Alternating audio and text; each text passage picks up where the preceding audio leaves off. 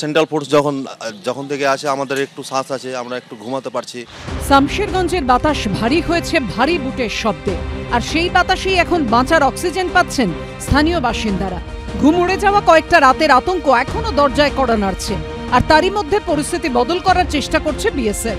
দাঁড়িয়ে রয়েছি শামশেরগঞ্জ থানার ঠিক কাছেই, এবং এখানে বিএসএফ এর বিশাল বাহিনী তারা কোথায় কোথায় পাথর লুকিয়ে রাখা হয়েছে সেগুলো তারা খতিয়ে দেখছেন, এবং ইতিমধ্যে তাদের যেটা বক্তব্য যে এখানে বেশ কিছু জায়গাতেই বিভিন্ন এই ধরনের বড় বড় পাথর বা ইট সেগুলো মজুত রাখা হয়েছে।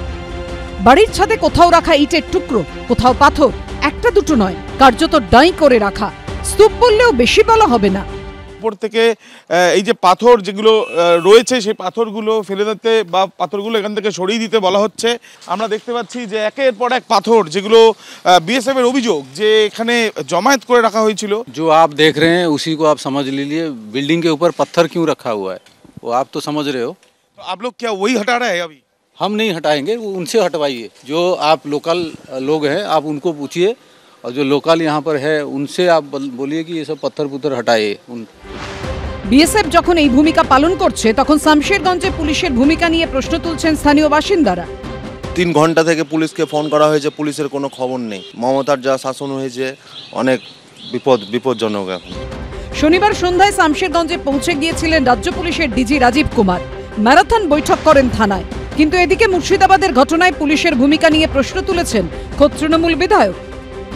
এটা জঙ্গিপুর পুলিশ পিডির গাফিলতির জন্য তেনারা যদি গ্রাস রুটে বা তাদের লোকাল থানা এলাকায় যে সমস্ত ঘটনা সঠিক তথ্য যদি দিত, তাহলে উনি যখন কালকে তড়িঘড়ি আসলেন, আগে যদি তিনার আসার প্রয়োজন দেখা দিত, তাহলে নিশ্চয়ই তিনি কাল যখন আসতে পেরেছেন 2 দিন আগেও তিনি আসতে পারতেন, কিন্তু তারা এটাকে হালকাভাবে নিয়েছে।